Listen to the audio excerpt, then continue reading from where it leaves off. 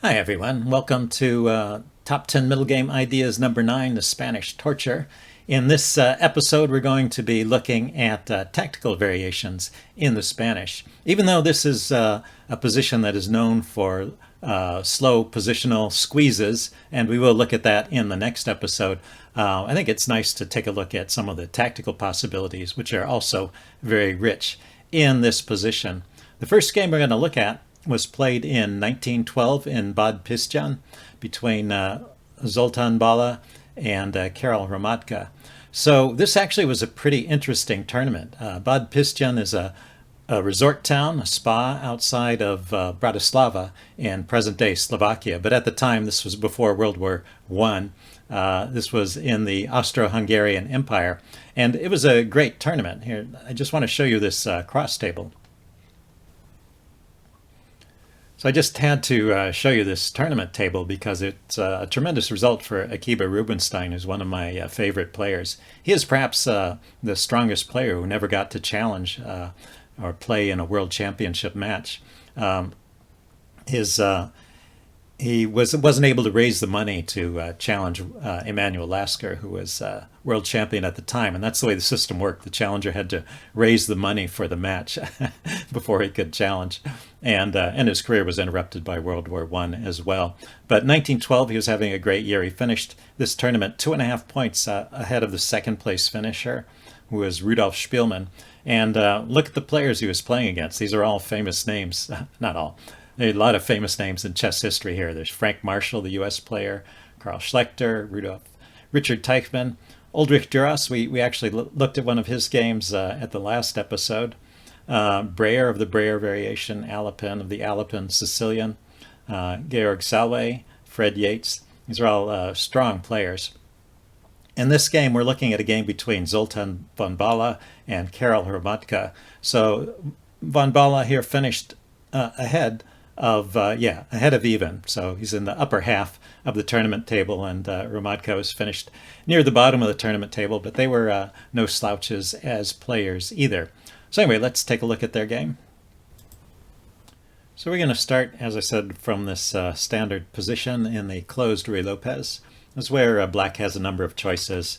For example, the Breyer variation or the Zaitsev variation. But in this case, he goes with the Chigorin variation. Black does. Kicks the bishop back. This is the line we were looking at in the last video too. Follows up with c5. And then a4 was played here. a4 is a bit unusual in this position. Normally the move here is the immediate d4. But d4 comes soon enough, and a4 is often an idea in this position. So we haven't really wandered too far off the main line here. This is still pretty normal looking position for the Ruy Lopez. And now d4 comes, and queen c7, just as Chigorin played it, defending the center. This extra pressure on the e-pawn needs to be dealt with there. So here comes the first slight mistake in the game. There's lots of moves that white could play here. Taking here, developing the knight to a3 are all suggestions from the chess engine in this position. Zoltan played the typical move, knight to d2. This is a move you have to be careful with sometimes if you're playing this, because it does block the queen's view of the center. Now in this case, that's not the problem here. There's a slightly different problem. We'll get to that in a second. So d takes e5 was played. Excuse me.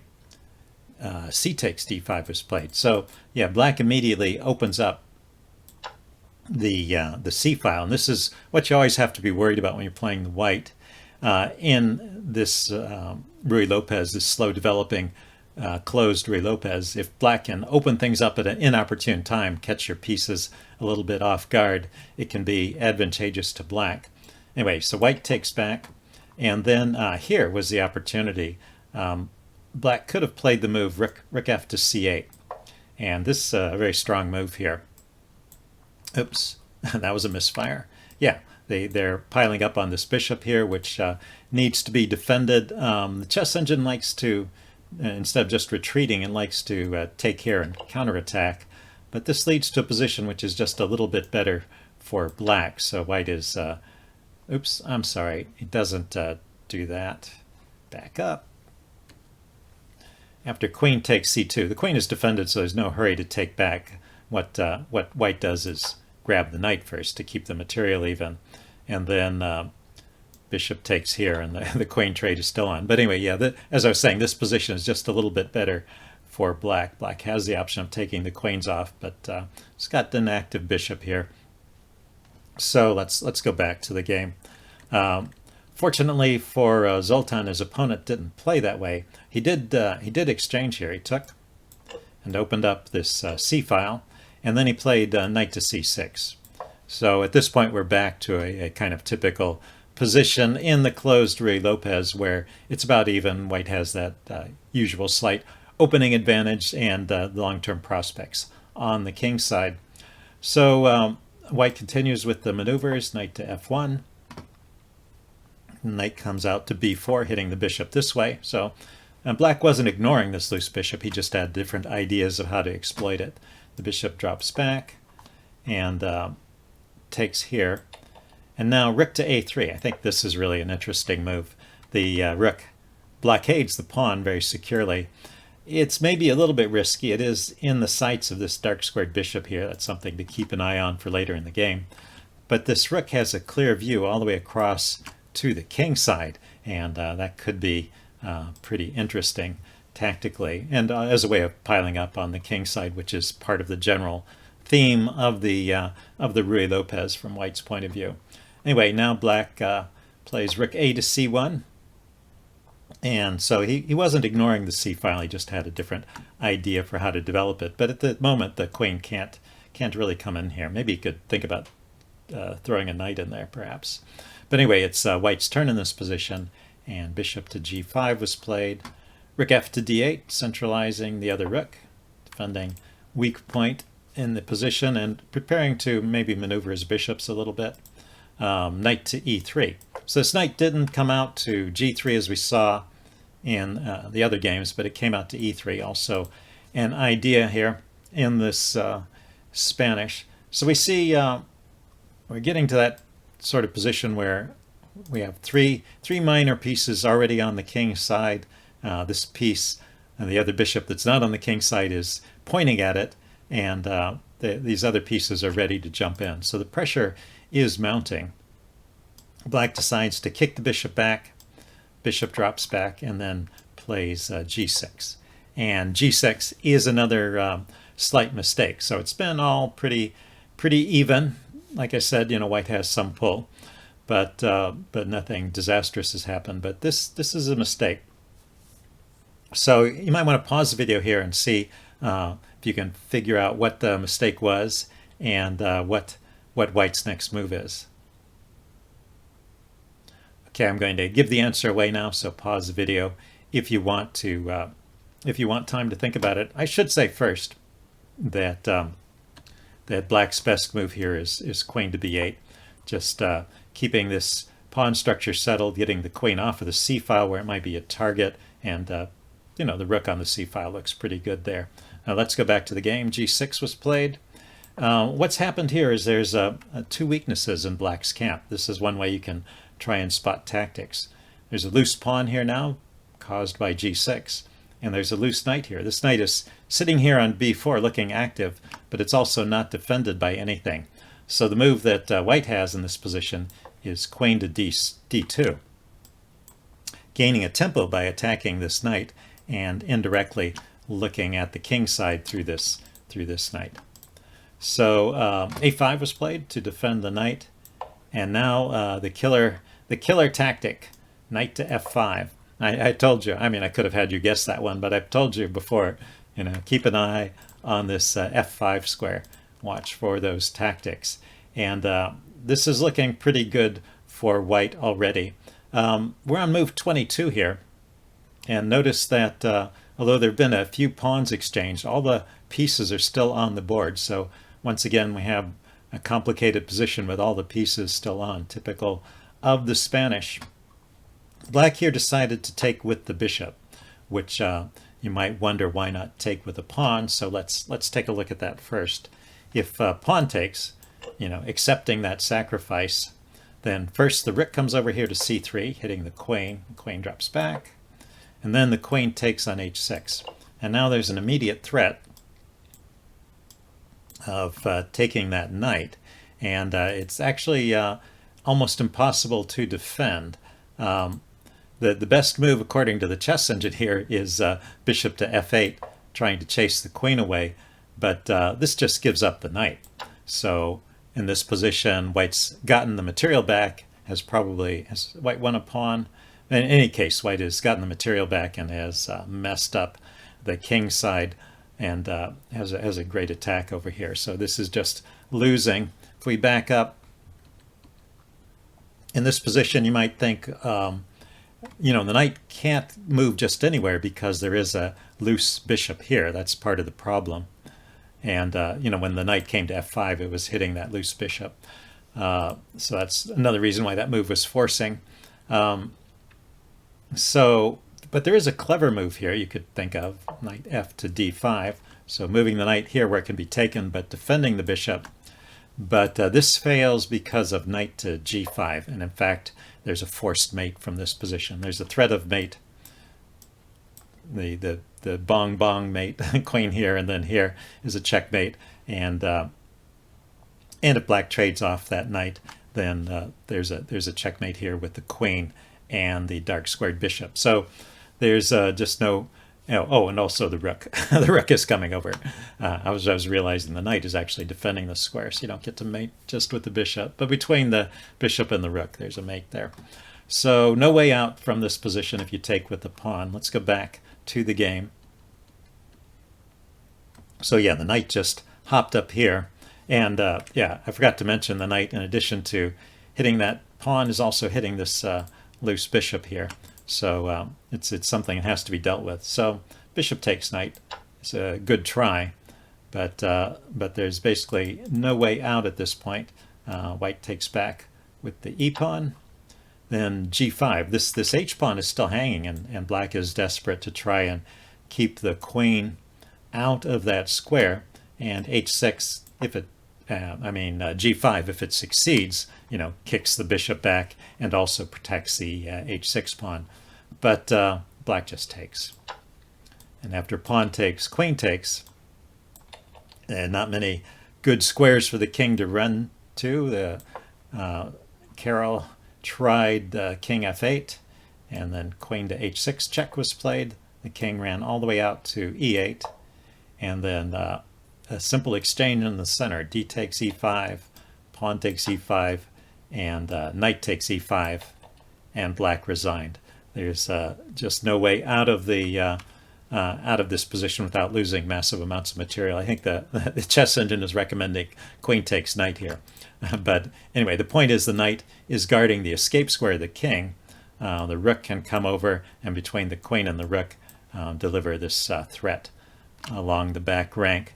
I realize the knight can come here and block, and the bishop can come here and block, but it's just a case of overwhelming force. So anyway, that's how this game ended.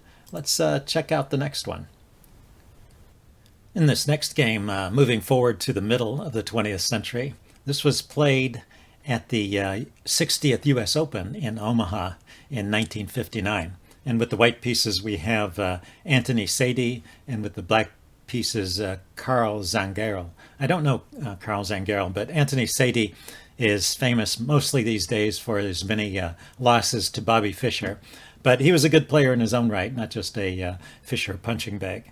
So anyway, we're at the standard opening position. Black decides to go for the Chigorin defense. The bishop drops back, c5. We've seen these moves before. Queen c7, defending the center. Knight bd2, which is safe in this case. Bishop to d7. Knight to f1. Rook f to e8, centralizing the rooks. The knight jumps out to e3. So once again, we see this knight e3 idea rather than knight g3. It does have a little more center influence, so it's kind of interesting. Not just committing to a kingside attack, but it also keeps an eye on the f5 square. So g6, keeping the knight out of f5. And now d takes e5. Anthony decides to open up the center here. D takes e5. And knight to h2. So this is kind of an interesting maneuver, trying to open up this diagonal for the queen. And maybe this knight can come out this way, or maybe it can come around. Maybe it can come around this way. So we'll see what happens with that knight. And now actually black makes a mistake. The chess engine is just recommending a normal move like rook a to d8, bring out the other rook, and queen comes to f3, which is what happens in the game. White is still building up that pressure on the king side, so typical of the Ruy Lopez, but it's not fatal at this point. This knight is out of play, but it has time to get back into play if there's no immediate breakthrough over here. And the knight, it's interesting, the knight can come in via this route, or maybe this route, or even this route. It's got alternatives to get back into the game. I guess, one point of the knight on e3 is it always offers the option of trading this knight off if the knight comes back via c5. Anyway, let's get back to the game, back up. Instead of that move, black played bishop d6. And I'm not quite sure what black was thinking with that move. It's possible that he was imagining this battery here was going to be something. Black would have to move this knight out of the way, maybe push the f-pawn forward to break this logjam in the center. However, before this battery could be activated. You could say maybe it's just designed to prevent white from playing that f4 move, because this pawn has a lot of force behind it. But in any case, this seems to be a slight mistake. And Anthony continues with the queen to f3, the move you expect, hitting, but it comes with a tempo now. It's hitting this knight because the bishop moved away, and so the knight needs to be defended, not wanting to put the bishop back. Black brings the king forward to defend. And now this knight comes out, knight h to g4, piling up the pressure here and just threatening to take there again. So black decides to take. So here we are, we're on move 18. That's still pretty early in the game. We get the first piece exchange. So, but actually this is a position where things are already pretty grim for black. Ever since this mistaken bishop d6 move, black has been in trouble. Let's see, black plays a bishop to e6 here. And now you might want to see if you can spot the move in this situation. There's a good move for white here. Okay, pause the video if you want time to think about it. I'm going to give the answer away. And, well, if you've been paying attention to the theme, you might have guessed this move here, knight f5 check. And, in fact, this is a killer move. So black took with the bishop, similar to what we saw happen in the last game. If he takes with the pawn in this case, we get e takes f5. Slightly different idea here. Kicking this bishop back, and then f6 check. This is the killer move here. Opens up this diagonal for the bishop. Let's see, the king needs to run, and then the next move is queen to e4. And there's just too much pressure here. There's this attack, and there's the rook coming out. And and notice that this pawn is securely blockaded. So black is not even getting any counterplay on this dark squared diagonal. So that would just be game over. So instead, black takes with the bishop, which is a bit of a tougher response. And white still continues taking with the e-pawn. And but this time black has a moment to try and block that onrushing pawn with f6. So Sadie takes on g6, opening up the f-file anyway. H takes, and then another sacrifice here, bishop to h6 check. But this brings in the final phase of the game. Actually, this is all over at this point. Black takes, but there's really not much else he can do. Queen takes f6, e4, I guess a last-ditch attempt at some counterplay. Now that diagonal is open, but all that black has here is a check, and white just lifts the rook. And there's a mate threat here, and black resigned. That was game over at that point. There's just really no good answer. So a quick finish, and it shows how badly things can go downhill, and also the importance of that that f5 square. So if we go back, yeah, here we are on move 16, bishop d6. At this point, no pieces have been traded, only one pair of pawns, and then already this is a fatal mistake. And then a couple moves later, we have the sacrifice on f5. All pretty forcing. Okay, let's take a look at the next game.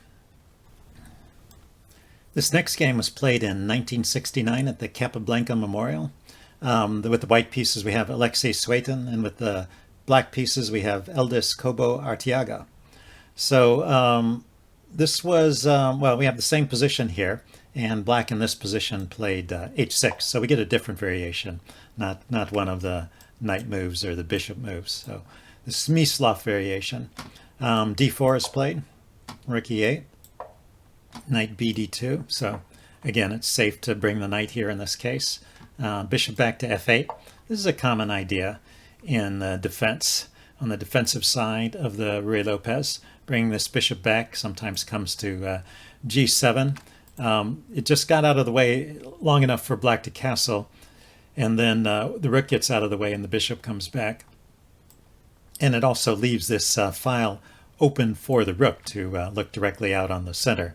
So black is trying to shore up and hold off the attack by holding on to the center. But white just continues with the normal maneuvers here. This bishop develops to b7. The knight hops out to g3. And knight a5 is played eventually. And the bishop drops back. And then this knight comes to c4. So this knight is immediately getting back into the game. So it's not willing to sit on the sidelines for the whole game. But well, take a look at white's setup here. This is pretty much the ideal Spanish torture setup. Notice the two bishops pointing directly at the king side, the two knights, which are the close-in fighters, already on the king side, and other pieces ready to follow in their footsteps. So pretty good setup for white, although nothing has gone wrong for black too. Black can hold this defense as well. White continues with bishop d3 here. A little bit of an unusual move. The normal move here is b3, kicking the knight back, or a4, undermining these pawns over here. Well, bishop d3 is sort of similar to that b3 move. It is putting pressure on this knight and asking it if it wants to move, which it does. I think allowing that trade and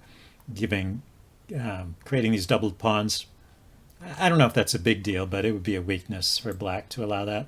Anyway, I think black has ideas for this knight, can come here and help shore up the center, defend this knight. Okay, so white continues with bishop d2, just getting all the pieces off the back rank so the rooks can join in easily. Now c5 and d5. So d5 played immediately after c5, closing the center. So that's a closed center, and now this bishop is kind of not very useful in that location, so drops back to c8, looking for another place to have some influence on the game. And now knight to h2. Interesting. Now the knight is getting out of the way of the f-pawn.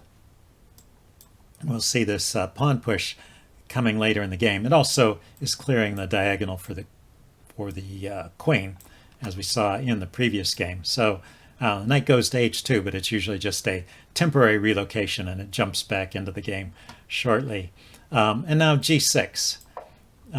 This is preparing bishop g7, although maybe a little inaccuracy. The chess engine here really prefers pushing with c4 and driving this bishop back, and then developing the bishop to d7.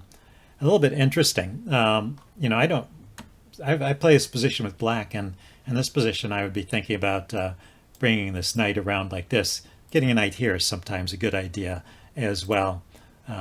You know, now that you push the c-pawn forward, this c5 square is available for the knight, and it does put pressure on the center there.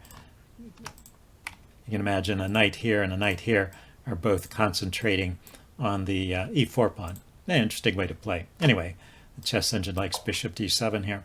Let's go back to the game. After knight h2, g6 was played. So trying to take control of this f5 square.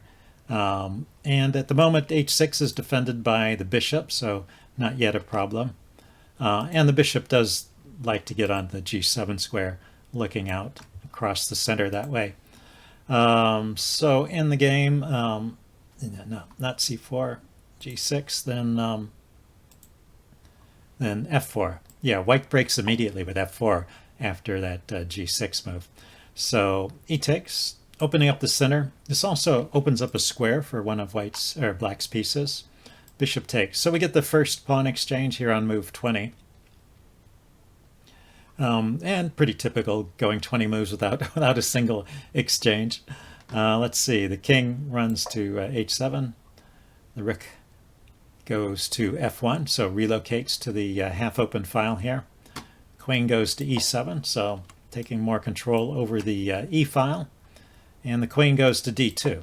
So the queen and the bishop are lined up in a battery, looking at the h6 pawn, but black's king was already moved to h2, and the bishop is already here defending. So that's actually securely defended at the moment, and not so easy for white to bring more force.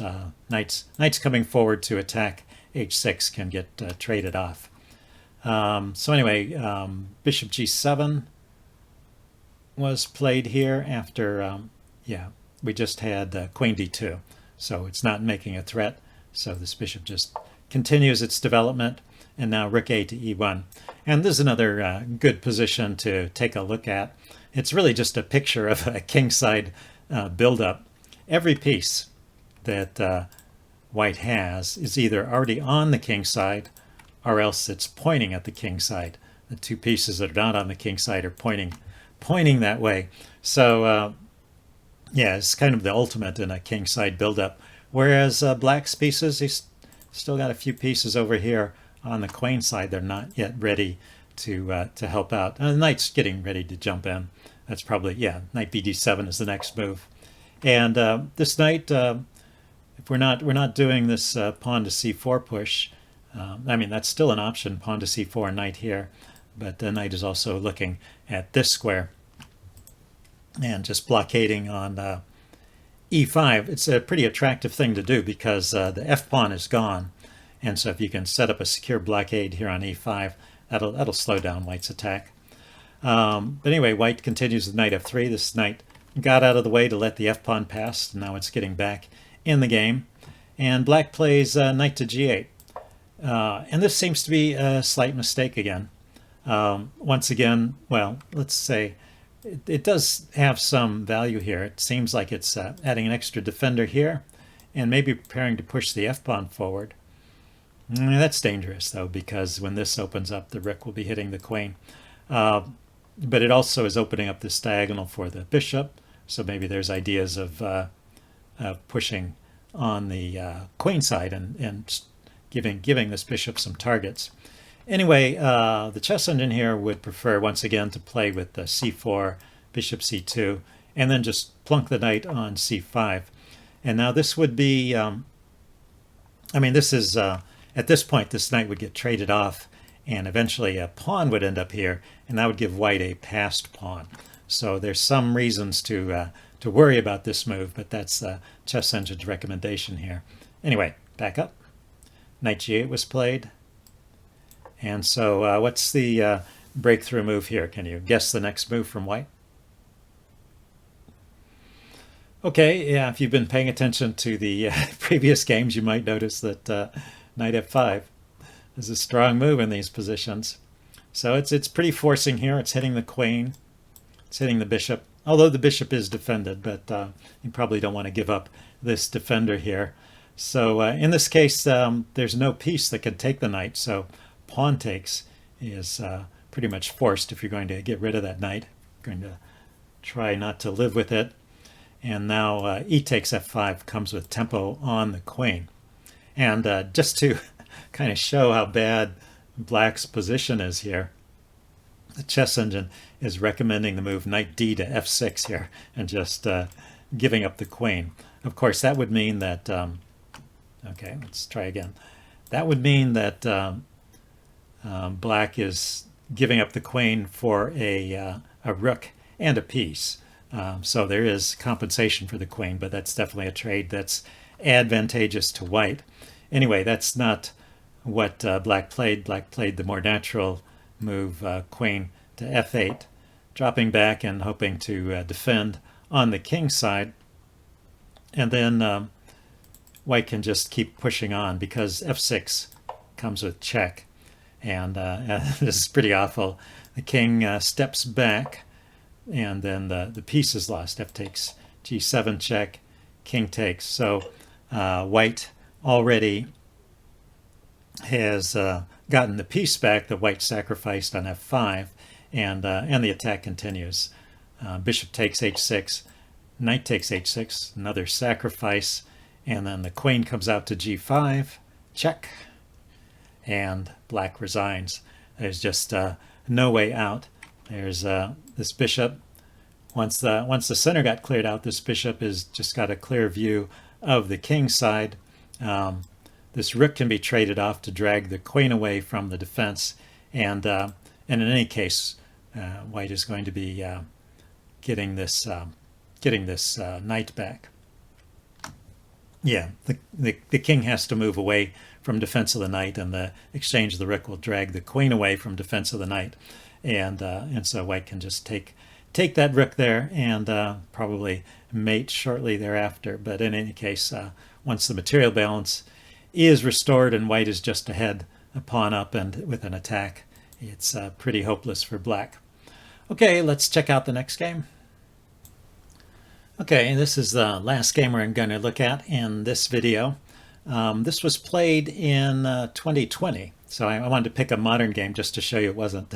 It's not all about the history with this opening. It's still being played today. This was played in an online blitz tournament, a titled Tuesday tournament on November 10th of 2020. And with the white pieces, we have Greg Shahada, and with the black pieces, we have Mohammed Joaquin. So Shahada is actually he's an international master, and he's done a lot of work promoting chess, organizing the Pro Chess League and other things. He also has a YouTube channel, although it's not too active these days, but he has put up some videos, and he puts them up from time to time. Anyway, nice guy, and a really strong player, very, very knowledgeable theoretically. In this position, he's got the white pieces. His opponent chooses to play the Breyer variation, so the knight goes back to b8. Greg continues with d4, knight bd7, so the knight is just rerouting from c6 to d7 and getting out of the way of the c-pawn without getting stuck over on the side of the board, although it does leave the bishop on this diagonal, so it has pros and cons, but it's a respectable way of playing. Knight bd2, white continues a typical knight maneuver, bishop to b7, bishop to c2. This bishop wants to reroute to this diagonal anyway, it appears. So it goes there without even being chased by the knight. I suppose that makes this Breyer variation more logical if the knight is going to reposition here. I mean, if the bishop is going to reposition to c2 of its own accord, then why waste time chasing it? Anyway, rook to e8, knight to f1, bishop, knight to f1, bishop to f8. We've seen these maneuvers before, although in a slightly different position because it's a different variation, so the knight is here instead of here. But same ideas, knight to g3, and we have this classical lineup with the Spanish, with the bishops and the knights. Bishops pointing at the king, and the knights over on the king side, g6. Now this is a little different. g6 is being played without h6, and actually this setup is a little stronger for black. So I think when you're playing g6 and bishop g7, this is maybe a safer way to go than playing h6 first. So now a4, we get that play on the other side of the board. c5, getting that c-pawn forward, and d5. Greg chooses to lock the position up here, so we have a locked center. And c4, black goes with this c4 idea. bishop to g5, getting the bishop out on the king side. I mean, that's the flip side of this. If you don't play h6, then white can park a piece here. So I mean, there's pros and cons with that h6 move. And in fact, black decides to play h6 at this point. It gains a tempo when you wait and play it, I guess. So bishop drops back. And this knight comes into c5. Yeah, I was mentioning that in the previous game. It sometimes is a nice square for the knight. Queen goes to d2, so piling up on the h-pawn here. And this time, black decides to push the pawn forward instead of defending it. Well, once again, it's pros and cons. You don't have to worry about defending that pawn so much, but you've given up the square on g5, and white will try and exploit that. Bishop comes to g5. Bishop goes to e7. Yeah, this bishop comes out on this side. A bit unusual, but because usually that g6 move indicates the bishop going to g7. But black wants to do something about this bishop here on g5. And now white plays rook to a3. And this is actually still a book position. It's one of those things where there is a lot of theory in these openings, and if you really want to be up on it, you sometimes need to study these lines pretty deeply. And I'm sure Greg knows this position, and he chose that move. The other move that's in the books here is bishop to h6, getting out of the line of fire of that bishop and taking squares away from the king there. But I don't know if there's no immediate follow-up to any of these moves. It's all just part of the continued struggle. So I'm just saying black, because we're in a theoretical position, black hasn't done anything wrong at this point either. So still, maybe white's a little better, has some pull, but black should be able to defend this. Anyway, after rook a3, black continued with knight f d7, unleashing that queen and bishop duo, looking at the bishop here. So the bishop drops back to e3. Looking at the knight here, this is a good knight. The good knight on c5. So the queen goes to c7. Maybe adding an extra defender here. Sometimes it's useful to have the queen on the second rank. Queen c7 is often a good spot. Usually it's placed there earlier, like in the Chigorin variation. It's placed there at a time when the e-pawn is under fire. But I don't know, maybe the queen goes here just because it's the only spot available on the 7th rank at the moment. The bishop is here and the knight is here. Anyway, the knight comes into g5. This knight comes up to b6. So looks like black is thinking of doing some maneuvers over here on the queen side, maybe taking a pawn here. But now white responds immediately to this opportunity. As long as the knight was here, whenever bishop takes knight, then the knight would retake, and there would still be a knight on this good square.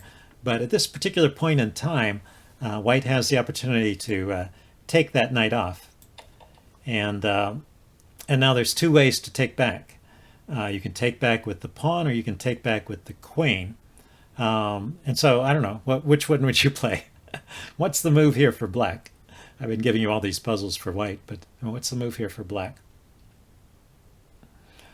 Okay, I'm going to give the answer away now. You need to take with the pawn. And you may not want to take with the pawn. I mean, if you take with the pawn, then white has a protected passer here, which might be a real threat in the endgame. But this is still a position that black can play and hold, and black has counter play on the queen side here. Maybe even pushing and trying to get a passed pawn over here. Yeah, not sure how the game would develop, but anyway, that's the way that that black can hold the game together. And this move, queen takes, which was played in the game, actually just loses.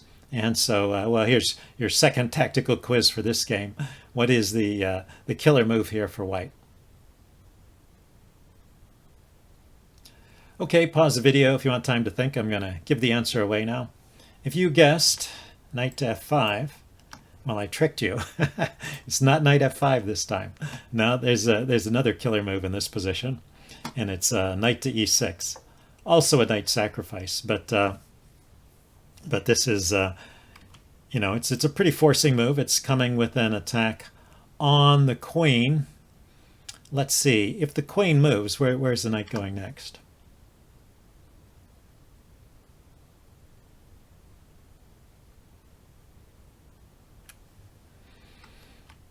Well, the queen would have to go back here, I guess. There's a fork here, but that's covered. Yeah, maybe if the queen moves, then white just brings the queen in next, threatening mate. That's probably the continuation there. So eventually, black needs to take that knight off. It's going to be too dangerous. So black takes right away. It's just black is losing no matter what he does. I was just curious if I could figure out how to refute that if he just moved the queen. Anyway, then the queen jumps into h6. That's the whole idea of that sacrifice. And now we see the problem with this move, queen to c5, when the queen retook. What happened was the queen is no longer on the 7th rank and can't come over to defend. So it's just a difference of one tempo, I guess. Just needs one move to get back to where it was. But that is all the difference in the world, because this queen is already in your camp and already threatening to take here. Rook to f8 was played here. Queen takes on g6. King runs to h8. Rook to e3. So we see this rook lift idea again, very common. And this rook never gets into the game, unlike, I thought it was interesting. We saw this rook a3 move in the very first game in this video, but in that game, the rook actually was swinging across. Here it just was coming up maybe to do something on the queen side, but with the pressure of the queen on that rook, this pawn could never be moved. So this rook is pretty well isolated over here, but in the meantime, white has enough force on the king side to finish the game off anyway. Anyway, rook to f6, that was the idea with rook f8, wanting to lift the rook up to chase the queen away. Queen takes on h5. King runs to g7. Now the knight hops into f5. So we get the second knight sacrifice, and again the classical sacrifice on f5. Black takes it, and the point of that was just to clear the path for the rook to come into the game. And now there's a forced mate. The king runs here, and they play it out. It's a blitz game, so they're just making all the moves. The king comes up, and rook here is mate. And notice this e-pawn is guarding that escape square, so that advanced e-pawn from when white closed the center is also useful on the attack. So anyway, that's it for this video with featuring the tactical side of the Spanish. And in the next video, we'll be looking at the positional squeezes. See you then. Bye.